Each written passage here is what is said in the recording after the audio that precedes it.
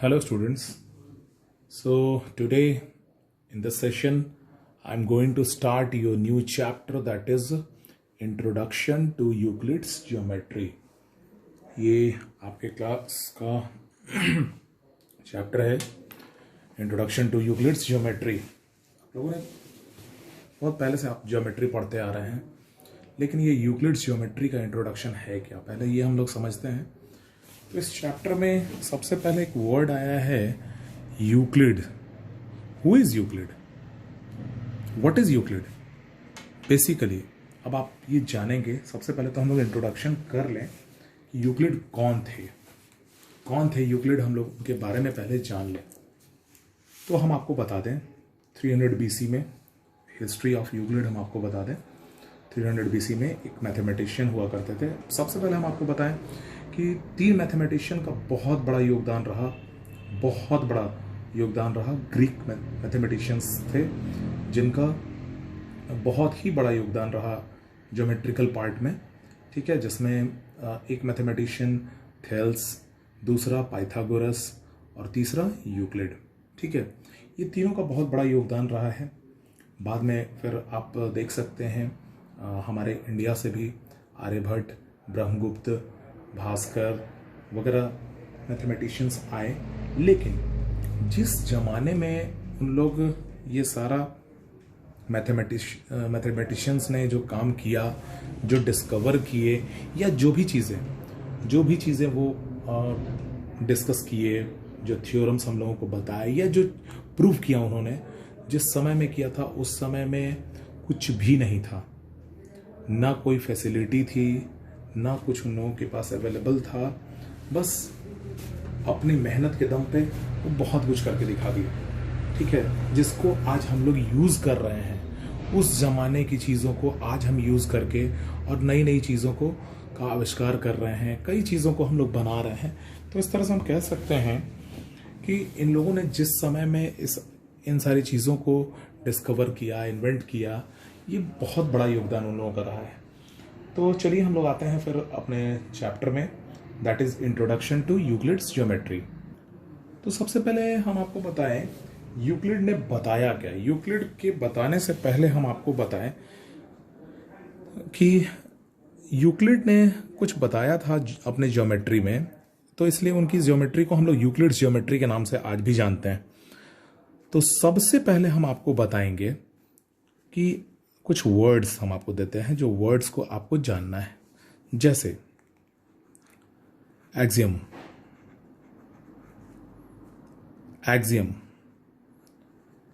Postulates, ठीक है, axioms, postulates, theorem, ठीक है, थ्योरम के बाद कोरोलरी के बाद कन्वर्स। ये सारे वर्ड्स आखिर इंग्लिश के वर्ड्स हैं, तो इनका कुछ ना कुछ तो मीनिंग होगा। हम लोग मीनिंग ही समझने का काम करते हैं, इनको हम बाद में डिस्कस करते हैं। सबसे पहले हम यहाँ आते हैं एक्सियम्स और पोस्टुलेट्स में।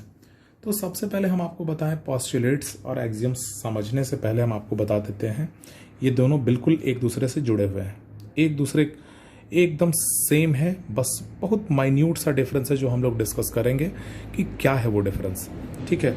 तो इनको जानने से पहले आपको एक वर्ड जानना होगा, that is known as statement, और उससे भी पहले एक वर्ड जानना होगा आपको, that is known as sentence, ठीक है। अब आप बोलिएगा सर मैथ्स पढ़ाते पढ़ाते इंग्लिश पढ़ाने लगे। देखिए, सेंटेंस को हम लोग इंग्लिश में पढ़े हैं, group of words which makes कुछ सेंस, कोई ना कोई सेंस निकले। ग्रुप ऑफ वर्ड्स को हम लोग अगर जोड़ते हैं और कुछ ना कुछ मीनिंग निकलता है, कुछ सेंस निकलता है, तो हम कह सकते हैं कि दैट इज अ सेंटेंस। लेकिन हर एक सेंटेंस स्टेटमेंट नहीं होता है। हम लोग अब स्टेटमेंट और सेंटेंस में डिफरेंस समझते हैं क्या होता है, ठीक है। स्टेटमेंट, कोई भी स्टेटमेंट की बात हम अगर करते हैं तो स्टेटमेंट क्या है, स्टेटमेंट किसको हम कह सकते हैं, स्टेटमेंट क्या है? तो आप देखिए स्टेटमेंट क्या है। अ सेंटेंस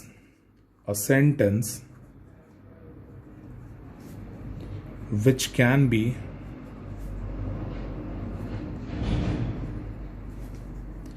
judged whether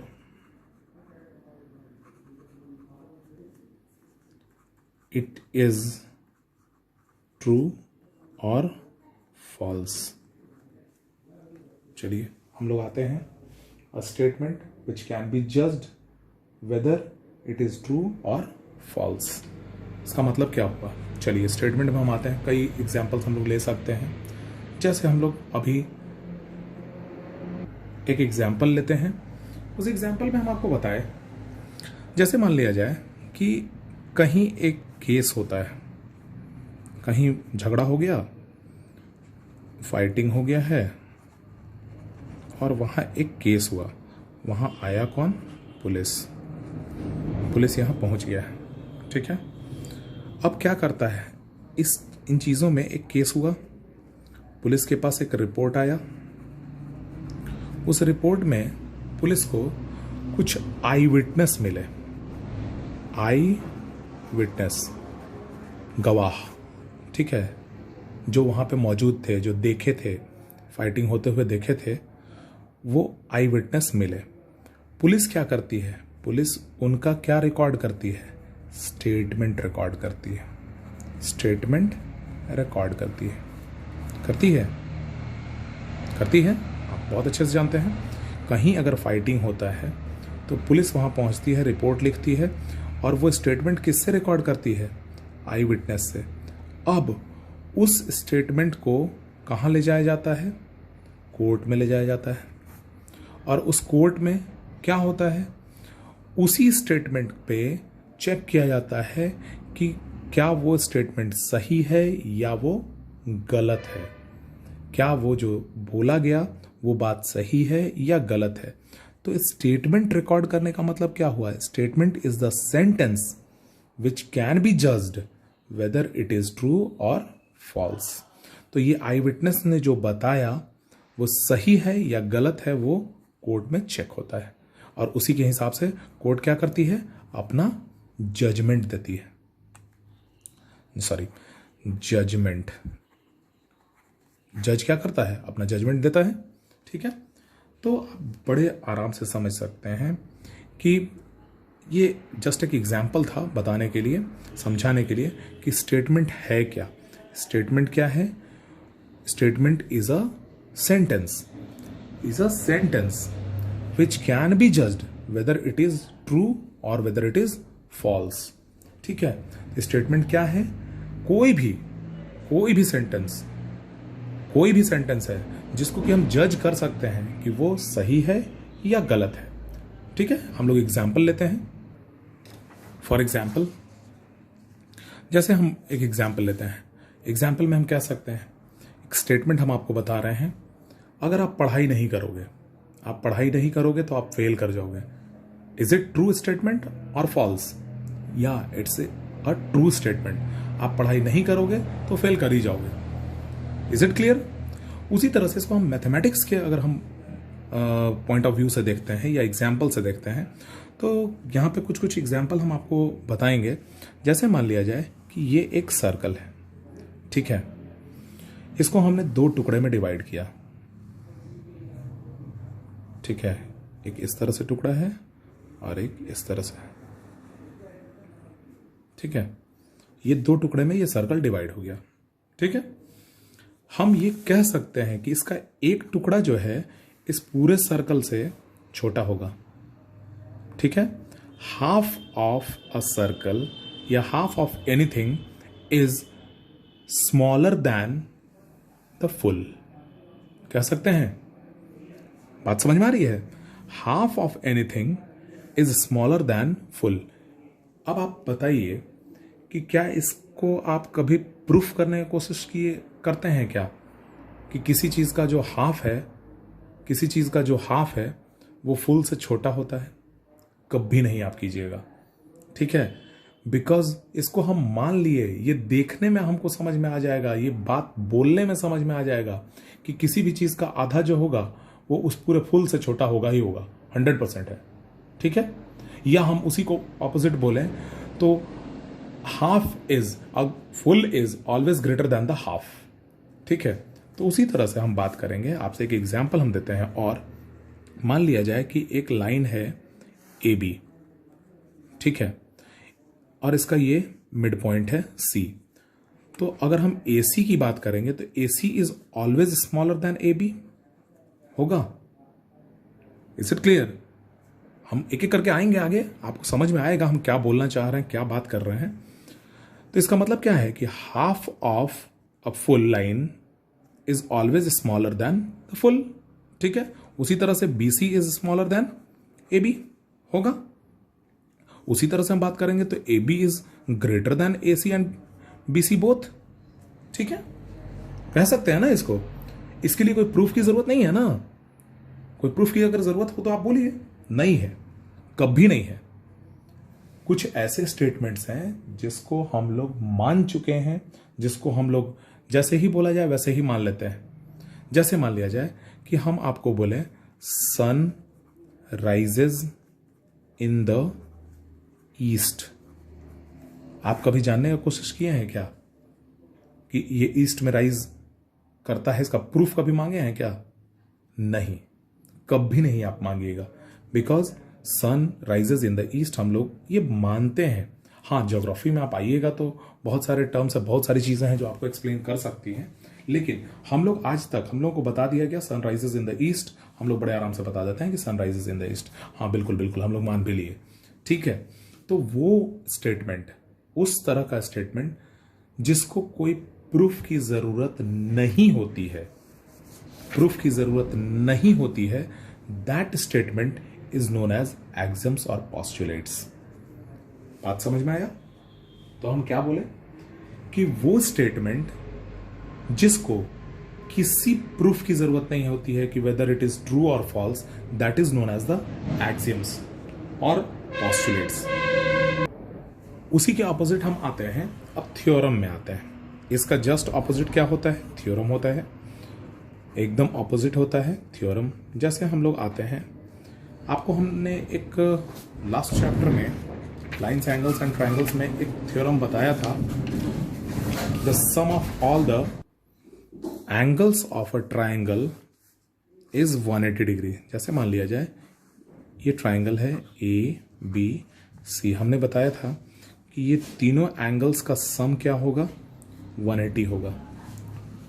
आप एकदम बड़े आराम से कह सकते हैं क्यों होगा सर, इसको आप प्रूफ करके दिखाइए।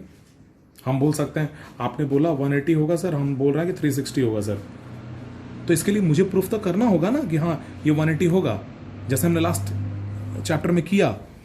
इसको इसके पैरेलल एक लाइन ड्रॉ कर लिए, ठीक है। अब ये एंगल इसके बराबर है और ये एंगल इसके बराबर है, इन तीनों का सम 180 होगा, इसलिए हम यूज कर लिए थे और ये तीनों एंगल्स का सम 180 हमने लिया था, तो ये हमने प्रूफ किया था ना। तो कुछ ऐसे स्टेटमेंट हैं जिसको प्रूफ की जरूरत होती है, and the statements which need a proof is known as theorem. समझ में आई बात? मेरी बात हो सकता है आप लोगों को समझ में आ रही हो, तो आप फिर से सुनिए। उस तरह के स्टेटमेंट जो कि जज किया जा सके कि वो ट्रू है या फॉल्स है, उसको, उस तरह के सेंटेंस जिसको ट्रू या फॉल्स जज किया जा सके, उसको हम क्या बोलते हैं? स्टेटमेंट बोलते हैं। और उस तरह का स्टेटमेंट जिसको बिना किसी प्रूफ का हम लिख सकते हैं, that is known as the axioms और पोस्टुलेट्स। और उस तरह के स्टेटमेंट जिसको प्रूफ की जरूरत है, that is known as the theorem. Needs proof, do not need any proof.